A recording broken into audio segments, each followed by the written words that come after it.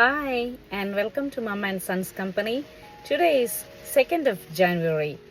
Today's vocabulary is drub. D-R-U-B. Drub എന്ന വാക്കിൻ്റെ അർത്ഥം പ്രഹരം അല്ലെങ്കിൽ അടിച്ചൊതുക്കൽ എന്നൊക്കെയാണ്. യൂഷ്വലി ഈ വാക്ക് ഉപയോഗിക്കുന്നത് സ്പോർട്സ് അല്ലെങ്കിൽ കോമ്പറ്റീറ്റീവ് എക്സാംസ് അല്ലെങ്കിൽ കോമ്പറ്റീഷൻസ്, അതുമല്ലെങ്കിൽ ആർഗ്യുമെന്റ്സ്, കലോത്സവ വേദികളിൽ, സ്പോർട്സ്, ക്രിക്കറ്റ് ഇങ്ങനെയൊക്കെയുള്ള അവസരങ്ങളിൽ ഒരു ടീം മറ്റൊരു ടീമിനെ അടിച്ചൊതുക്കി, ഫിസിക്കലി അടിച്ചൊതുക്കി എന്ന് മാത്രമല്ല, പക്ഷെ ഒരു ഫിഗറേറ്റീവ് ലാംഗ്വേജിലും കൂടി സംസാരിക്കുന്ന ഒരു വാക്കാണ് ഡ്രബ് എന്നത്.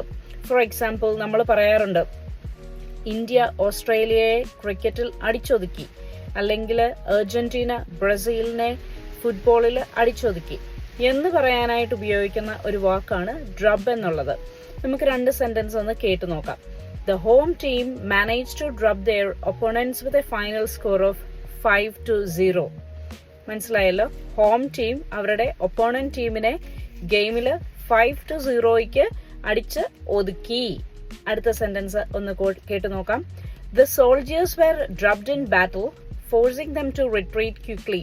പടയാളികൾ അവരുടെ യുദ്ധത്തിൽ തോറ്റുപോയപ്പോൾ പെട്ടെന്ന് തന്നെ പിൻവാങ്ങാനായിട്ട് അവര് നിർബന്ധിതരായി എന്നാണ് അവിടെ ഉപയോഗിച്ചിരിക്കുന്ന അർത്ഥം.